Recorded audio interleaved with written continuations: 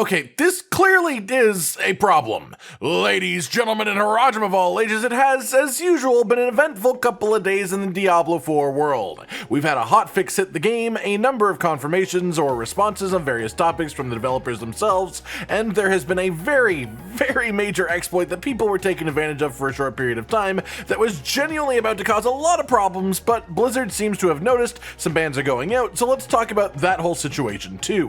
Starting off then, on August 3rd, there was a hotfix released for the game, technically two, as they called it hotfix 4 and 5. This fixed an issue where some battle pass tiers weren't claimable, also fixing a bug with the Barber heart. Otherwise, this was just listed as having further stability improvements, which is the catchphrase of every hotfix and patch in the game currently. Nothing major in the notes here, but the fix to the battle pass is nice at least. That said, this hotfix was actually secretly a very big deal, and I'll get into exactly why a bit later on. As for just general tweets from the developers themselves, we have someone asking about the boss health changes that we know are coming in patch 1.1.1, specifically if they will be affecting bosses like Willith, the Butcher, or Varshan.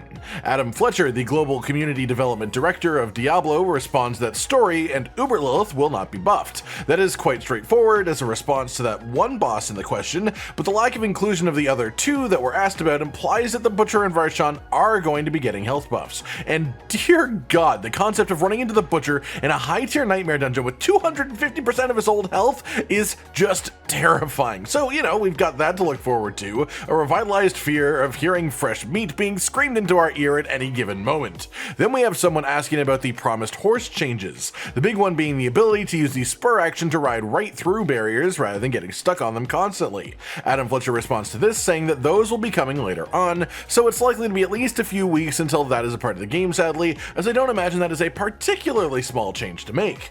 Then one last thing before we dive into the drama, the statue of Willith on Blizzard's grounds has been fixed. The list of 1,000 hardcore players who first hit level 100 has been properly recognized now. There were issues a few weeks ago with some people being left off of the list despite following the instructions given, and that obviously made people unhappy, but it has now officially been fixed, so that's nice. I'm happy for those who made it on. That is absolutely a feat to brag about, for sure. And now let's talk about something much less boast-worthy. A few days ago, an exploit was discovered in Diablo 4 that could very much potentially ruin the season for a lot of people. A way was worked out by players to actually bring Eternal Realm characters into a Seasonal Realm server, with the ability to trade items or gold without issues and move your stuff over like it was nothing.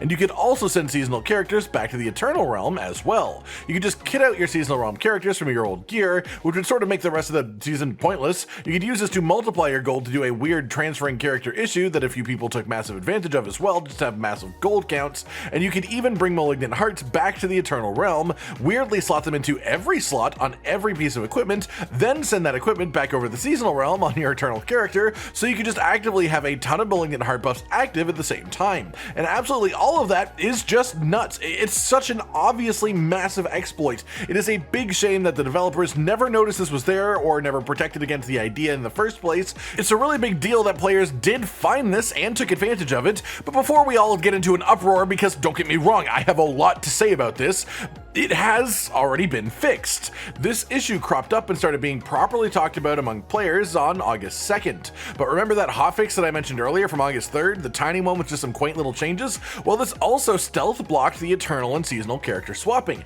and after doing that, they banned a number of accounts who more clearly intentionally farmed this exploit for massive personal gains. All this to say, this was an absolutely impressively large exploit left in by the devs. Like, I genuinely would not have expected that, and it's disappointing to see, but it happens occasionally, and I understand that, of course. However, their response was absolutely swift and notably smart as well. In the hotfix, they included the fixes that they thought would stop the ability to swap characters between realms, but they didn't tell us about it. Why not? Well, this one's simple. If the fix worked, all good, no problem. Why would it be a bad thing if they didn't tell us? If the fix didn't work, then telling people that this issue existed in the first place would cause more people to look it up and how to do it, and more impulsive people actually use it without realizing that, well, it could get you banned from the game. Blizzard don't want to ban people necessarily, but they absolutely cannot stand for over-abusing an exploit, or else it sets a standard that tells other people that they should do this, that everyone should do it, and everyone should look for it, and everyone should take advantage of it, and then it's gone. So I do at least appreciate how they chose to deal with this. I think it was a smart way, both as far as speed and the choices made, but I think a big question becomes how trackable was all the exploiting going on, so who wound up even getting banned? My biggest assumption here is it was probably super easy to catch people that were multiplying multiplying their gold by swapping back and forth, as their gold skyrocketed a fair amount in a short amount of time. But my big question is, what about the Malignant hearts, right? From what I've heard, they just don't function on the Eternal Realm at all, so that's not something to worry about, at least. But we also have that screenshot of someone with pretty much every heart power that they can physically use equipped at one time, and we know that gear can be brought back over to seasonal from Eternal, and I want to know how catchable that is, because otherwise there will be at least hundreds of players who just have 10 Malignant hearts equipped at the exact same time. At the very least, you can only have one wrathful equipped no matter what, so it's not like they have all of the wrathful powers going at the same time, because that would be absolutely nuts. But even then, the sheer amount of power that would give you would make the whole game a joke. Not worth playing for the person who's got those powers anymore, not to mention the fields of hatred where the PvP goes down.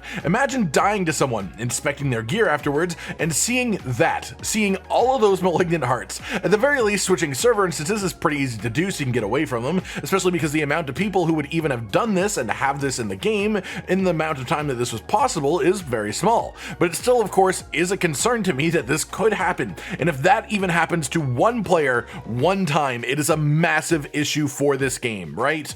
I'm of course despondent that this exploit ever existed in the first place, that people used it, and that some people didn't just make their lives a little bit easier by using it, but over-abused it to the point of genuinely breaking various parts of the game at a fundamental level. I mean, already, this has sort of broken the economy for Season 1 completely. If you're part of trading forums anywhere of any kind, you've probably already seen prices jump up massively, and that is all just not fun for the game. None of it. But again, I do at this point have to respect that they at least responded to the issue and fixed it relatively quickly. I just hope that they had enough time to make the fix actually solid as well, as if the lid gets popped off here again, if people find another way to do this with their characters, it will be an even bigger problem. As for right now, I've already seen a bunch of people say that this happening, even for the 24 hours or so that it was a thing, has completely ruined Season 1 for them just as a whole. And that's everything, really, everyone. A hotfix that released to too little fanfare until we learned its hidden purpose. A number of tweets from the developers confirming things like Story and Uber Lilith not getting health buffs, the horse change to allow sprinting through barriers, and the official Lilith statue being fixed,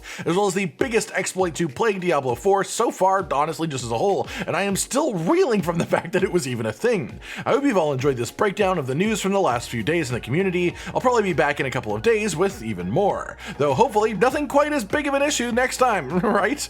Like if you liked the video, subscribe to the notification bell for more, and most importantly, ladies and gentlemen, until next time, stay sweet. Josh, Cotton, and Hollow with the videos, dropping the humor like a hammer on your tippy toes, bringing entertainment on a daily arrangement to take our insanity and turn it into entertainment. Yes, I said entertainment twice, to reiterate that it is nice to look into your faces on a mostly daily basis when you let us in your homes to make the whole world a stage. Goodbye.